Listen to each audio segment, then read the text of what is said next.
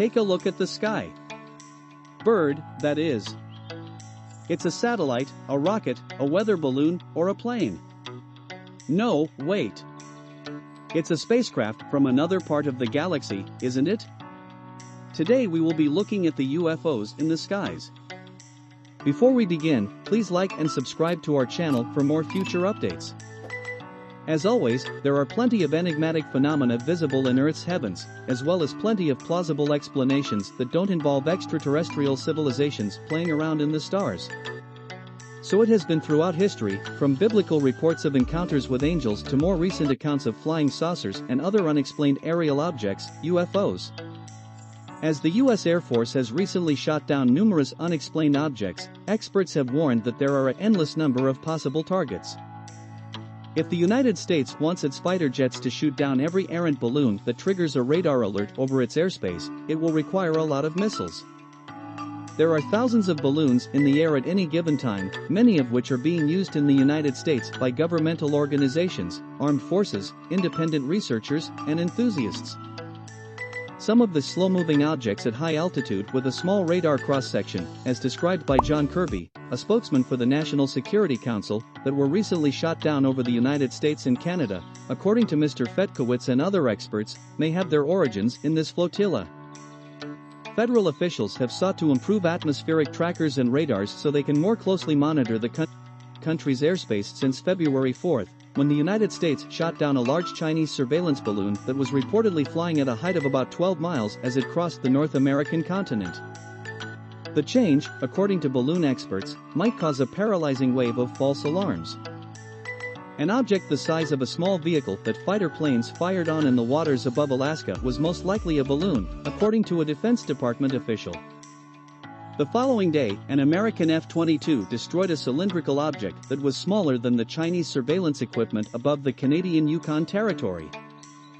Over Lake Huron on Sunday, a string-hungry octagonal structure with no apparent payload was struck. Days earlier, it had first appeared over Montana.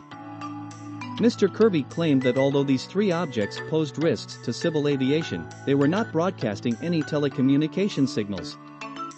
Mr. Fetkowitz expressed concern that Washington-based government officials might not be aware of the extent to which balloons are clogging the sky of the United States. Regarding military and civilian activity, there is a worry that the right hand isn't aware of what the left is doing. The National Weather Service alone says it launched some 60,000 high-flying balloons each year. They ascend into the stratosphere, a portion of the planet's atmosphere that rises about 30 miles above the surface. The Weather Service's balloons are built to soar 20 miles in the air, which is much higher than the height of any of the four objects discovered in the previous 10 days. Alaska, where a U.S. fighter jet shot down the unidentified flying object, had more weather balloon launch points than any other state, according to Mr. Fetkowitz. The Weather Service's balloons collect information that protects passenger planes from danger and enables scientists to forecast when catastrophic storms will likely begin. Another option is NASA, which operates a program out of Palestine, Texas, which throughout the years has launched more than 1,700 sizable balloons on lengthy research missions. The payloads of the balloons, which can weigh up to 4 tons or about 3 small automobiles, can go up to a height of 22 miles. Some of them have sensors that look at the ozone layer's health because it shields living organisms from the sun's UV rays. According to experts in the balloon business, DARPA, the covert defense organization in charge of developing innovative technologies, was testing a new type of long-duration balloons for use on the battlefield that would serve as communication relays. However, agency spokesman Randolph Atkins claimed that neither he nor his supervisor were aware of such a scheme. The regular use of balloons is not unique to the United States. Many of the 193 member states and territories of the World Meteorological Organization, based in Geneva, regularly send up stratospheric balloons in significant numbers, some designed for long-term missions that collect data from around the globe. What distance would you go to see Beyoncé? According to Mr. Fetkowitz, the National Weather Service's weather balloons are built to explode at their highest point and shatter into small pieces that won't harm wildlife below. However, some were underinflated, never flew high enough to rupture, and could therefore fly about aimlessly with the winds, he noted. In the past, those who used balloons for commercial, military, and scientific objectives have come under fire. Environmentalists have claimed for years that detonated balloons have damaged natural ecosystems, notably sea life, by falling back to Earth. Such criticisms have discouraged balloon users from speaking out and interacting with the public. Even though they are aware that they are doing the right thing for public safety, a lot of the scientists out there are keeping their heads down, he claimed.